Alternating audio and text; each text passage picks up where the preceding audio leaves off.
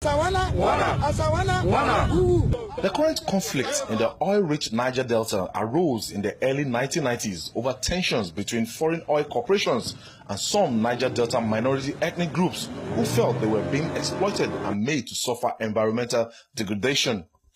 Oil spillage, a result of the oil exploration, especially in Ogoniland in Rivers State, pitched international oil companies against the people.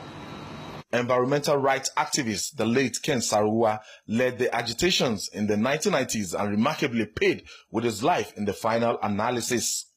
The movement for the emancipation of the Niger Delta men took it a notch further a little over a decade later with a wave of kidnappings and sabotage of flow stations which hit Nigeria's oil production and export badly.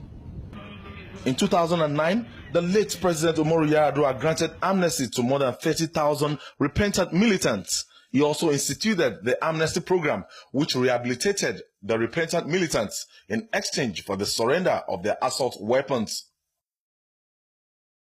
Less than 10 years down the line, the renewed activities of the militants in the Niger Delta are once again threatening the artery of Nigeria's oil production. Also, the renewed insurgency and pipeline vandalization in the Niger Delta have drastically reduced national crude oil production to 1.65 million barrels per day against the 2.2 million barrels per day planned for in the 2016 budget. A group known as the Niger Delta Avengers says its goal is to cripple the Nigerian economy. On Thursday, the 12th of May, the Avengers issued an 11-point condition for peace to return to the region. Production actually started to go steadily down in February when the Avengers blew an underwater pipeline which forced Royal Dutch Shell to shut down its Forcados export terminal and call down production. But how justified is this new agitation?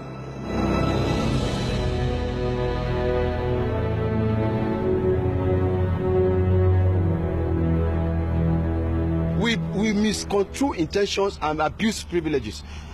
Presidential amnesty team was meant for those 35,000 boys that dropped their arms and came out to embrace it.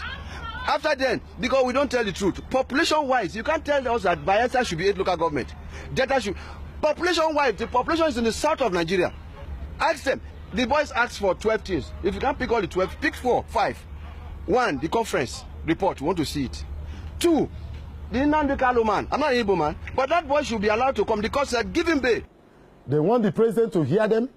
They want the government to hear them because of the poor states of their environment, because of the poor states of their community, because of the poor states of that region.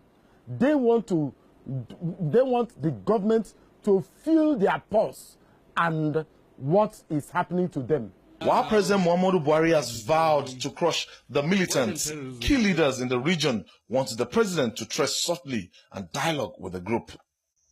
I've been saying this as soon as the amnesty thing came, that it is an unending problem, militarization. It's an unending one. Now Yar'Adua came and this thing, people laid down their arms. The commanders are big boys anywhere. Some of them have mansions in Lagos here. No, those ones don't go back to the creek any longer. If I were to be Buhari, I know I'm over 60 and I've played my role in Nigeria. I only go to Enugu, I call all the retired generals from the east. The Akewachukus, the obese, come, what is it that you are people asking for? Then call the youths.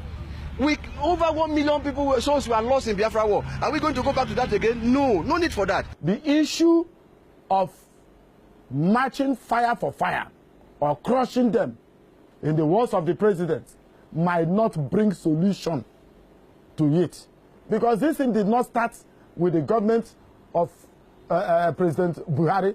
While the devastating effects of its attack are not in contention, the Niger Delta Avengers claim to be fighting for the interest of the people, and the Niger Delta is what has set it on collision course with many well-meaning people in the region. Ayodele Zubako, TVC News, Lagos.